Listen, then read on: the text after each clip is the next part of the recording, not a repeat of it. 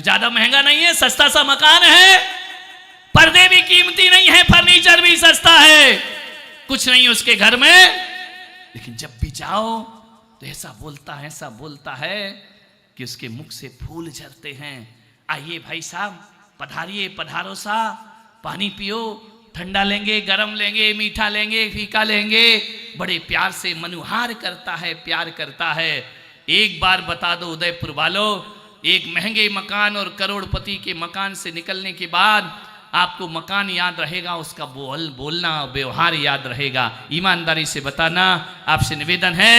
और एक गरीब की झोपड़ी से निकलने के बाद शायद उसका हल्का फर्नीचर याद ना रहे, उसका व्यवहार जिंदगी भर याद रहा करता है। ध्यान रखना है, किसी के महंगे फर्नीचर से किसी को क्या लेना, किसी को महंगे पर्दों से किसी को क्या लेना, तुम्हारे गले में पड़े हुए हीरे के हार से किसी को क्या लेना। आदमी यदि प्रेम करता है और आदमी यदि स्मरण में रखता है, तुम्हारी बोली और तुम्हारे व्यवहार को स्मरण में रखता है। ध्यान रखना।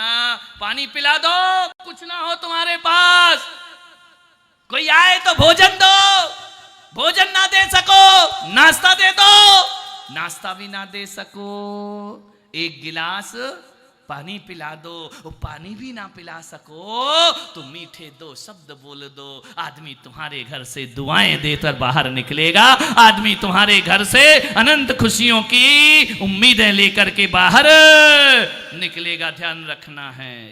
एक बार दांत और जुबान, महिलाओं से निवेदन करूंगा, चाय में चीनी डालना भूल जाओ, चाय में चीनी डालना भूल जाओ, कोई बात नहीं, चाय में चीनी डालना भूल जाओ, वो किसी डायबिटीज के मरीज के काम जरूर आएगी। ध्यान रखना, जिसको शुगर की बीमारी है, चीनी डालना भूल जाओ, वो पी जाएगा, उसके काम की है। आपसे निवेदन है, चाय में चीनी डालना भूल जाओ, लेकिन जुबान में चीनी डालना मत भूलो, क्योंकि किसी भी डॉक्टर ने ये नहीं कहा है, किसी भी शुगर पेशेंट को आज तक नहीं कहा है। ये तो कहा होगा कि शक्कर मत खाओ, चीनी मत खाओ, मीठा मत खाओ, लेकिन किसी भी डॉक्टर ने ये नहीं कहा होगा कि मीठा मत बोलो। मेरे भाई ध्यान रखना है, मीठा खाने से शुगर बढ़ सकती है, लेकिन मेरा पूरा विश्वास है मीठा बोलने से शुगर लेवल पर अपने आप आ जाया करती है, अपने आप उसकी बीमारियां दूर हो जाती है। मीठा बोलने का प्रयास करो। मान्यवर निवेदन है। भगवान महावीर जा रहे हैं, जंगल में जा रहे हैं, लोगों ने रोका कि भगवान आप वहां मत जाओ, बहुत संकट है, बहुत कष्ट है। महावीर ने कहा मैं यहीं जाऊंगा। महावीर जंगल की तरफ बढ़ रहे हैं, सारे श्रावकों ने रोका कि भगवान उस जंगल में मत जाइए, वहां खतरा है, वहां मौत है।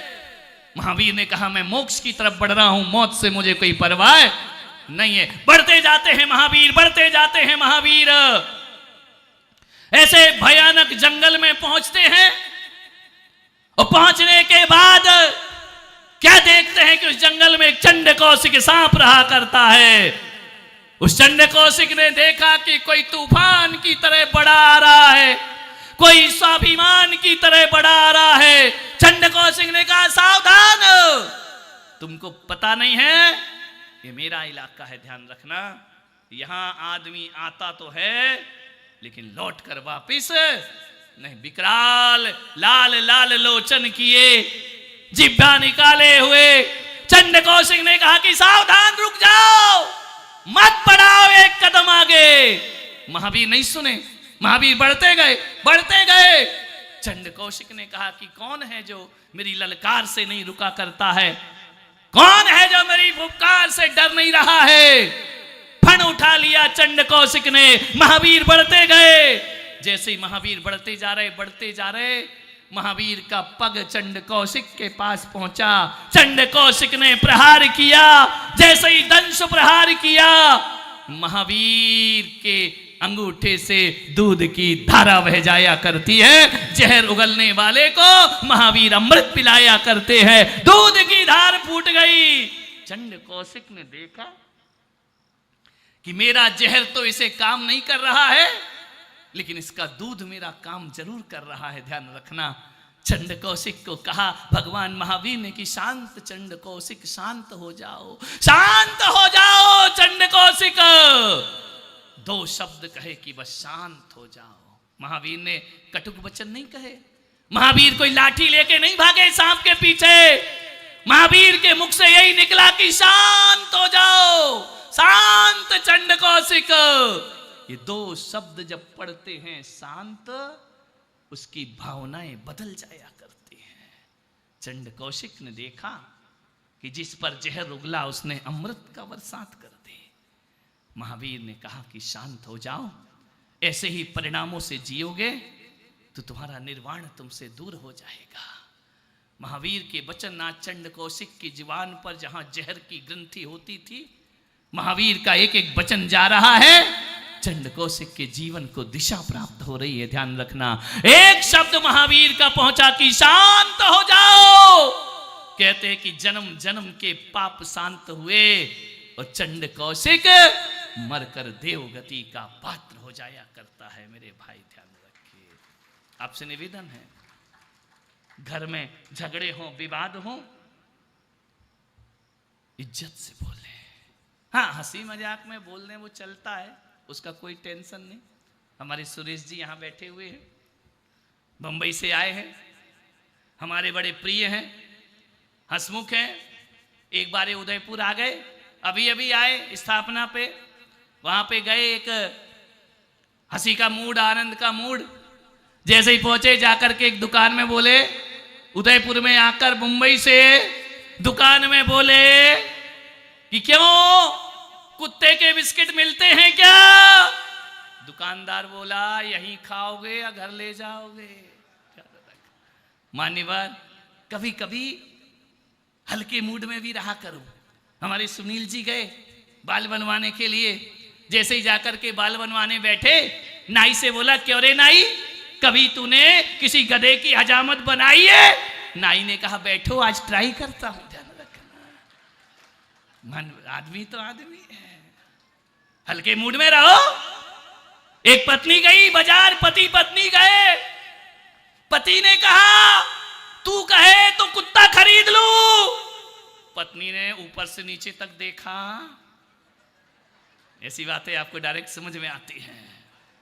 बोले क्या जरूरत है, जब से तुम मिले हो मेरी हर कमी पूरी हो गई। ध्यान रखना, और हम तो भारतीय संस्कृति के हैं, एक जन्म की नहीं 7 जन्म की पूरी हो गई। मान्यवर, विचार करिए आप, सोचना है। एक देवर था, बड़ा मस्खरा था, सुरेश जैसे ही होगा,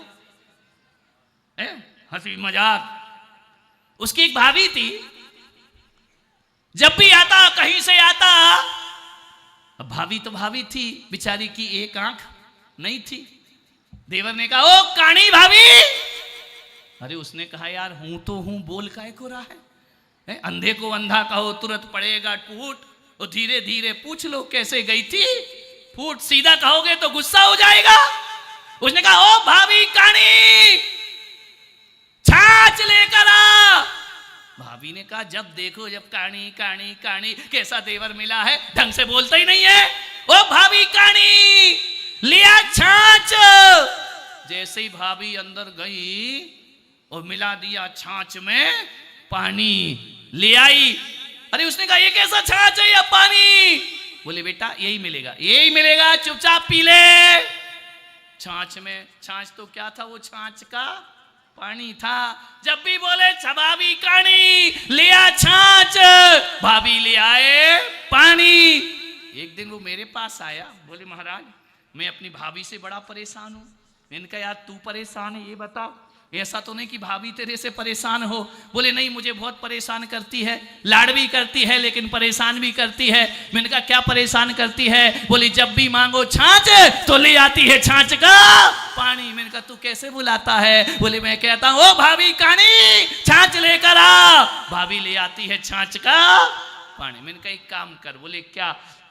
मैंने कहा तू चाहता है तेरी भाभी तुझे अच्छे से पेश आए? हाँ। बोले महाराज बहुत परेशान हूँ, बहुत परेशान हूँ। मैंने कहा जा आज बदल दे भाषा। बोले क्या बदलना है? मैंने कहा जा करके बोल ओ भाभी अच्छी लिया छाछ। गया जैसे ही घर में वो बोला ओ भाभी अच्छी छाछ लेके आओ। भाभी ने सुना भाभी अच्छी। गई भाभी अंदर, उदयपुर की थी, बाहर की तो थी नहीं।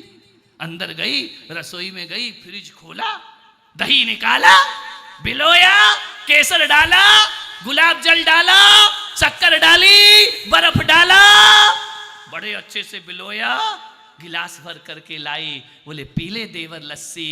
बोले आज भाभी लस्सी क्यों? बोले बेटा बोलेगा भाभी काणी तो मिलेगा छाछ का पानी, वो बोलेगा भाभी अच्छी तो पीने को मिलेगी लस्सी। ध्यान रखना है, जैसा बोलोगे वैसा सुनोगे, जैसा बोलोगे वैसा पाएगा आदमी। ध्यान रखना।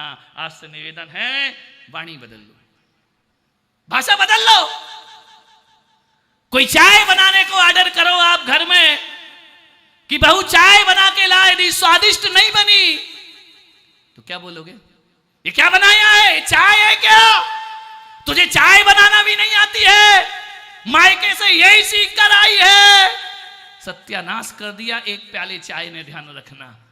बहू भी कहेगी यार बहुत बुढ़ा मुंह चलाता है, लेकिन आज प्रवचन सुन के घर जाना तो ये मत कहना कि ये क्या चाय बनाई है, ये कहना कि बेटा यदि चाय को ऐसे नहीं थोड़ा ऐसा बनाती तो चाय और स्वादिष्ट हो जाती।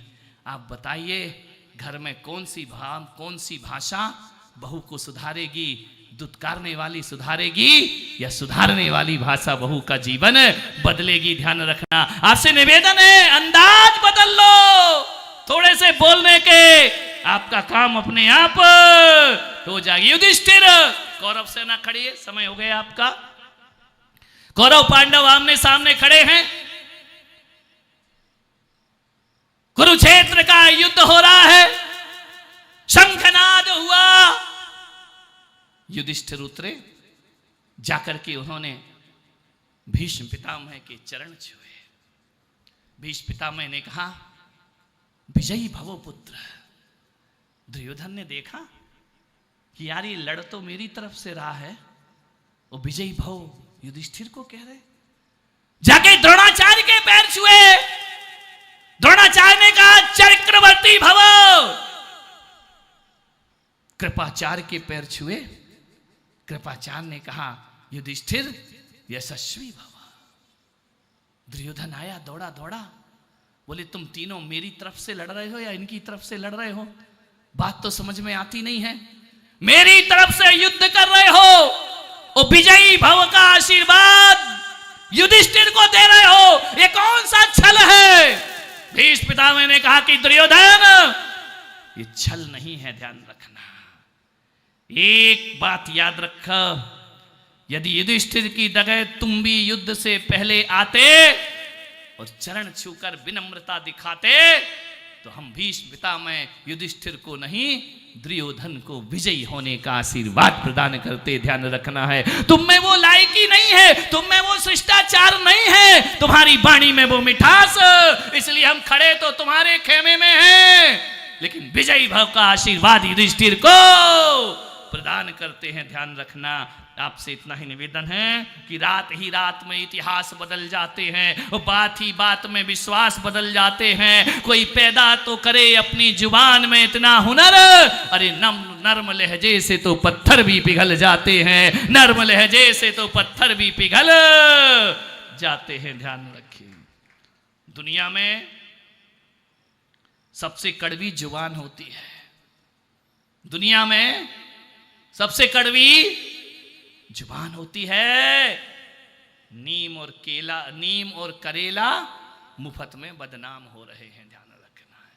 सबसे कड़वी तो आदमी की जुबान है। मान्यवर, आपका 1 घंटा हुआ, समय पे छोड़ना मेरी ड्यूटी है। आज भले संडे हो, कल से भी आपको 10 बजे छोड़ दिया जाएगा। ये ज्ञान गंगा महोत्सव है, आज पहला दिन है। कल कुछ अलग विषय होगा, नया विषय होगा। कल सुबह 8:30 बजे पुनः यहाँ पे आप उपस्थित हों। और एक ही चीज, एक ही प्रार्थना भगवान से करना, एक प्रार्थना।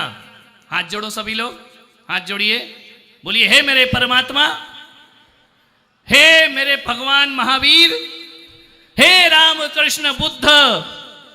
एक ही प्रार्थना करना, मेरी जुबान में बोलो, मेरी जुबान में ऐसे शब्द भर दे कि मैं अपनों तो क्या दुश्मनों के दिलों पर भी राज करूं। ध्यान रखना, बस इतनी प्रार्थना सोने से पहले, उठने के बाद रोज अपने घर में करिए छोटी सी प्रार्थना। तुम्हारा जीवन परिवर्तित हो जाएगा, जिंदगी बदल जाएगी।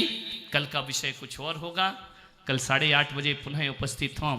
जैसा कि मैंने कहा कि आज ज्ञान गंगा पतली लेख रेखा के रूप में है, धीरे धीरे विशाल नदी का रूप धारण करेगी और अंत में एक गंगा सागर में समाहित हो जाएगी। आपसे निवेदन है, बस 1 घंटा मुझे दो, मैं तुम्हारे 23 घंटे सुधारने का प्रयास करूंगा। आप सबने सुना, अनुग्रहित हो। जय मां।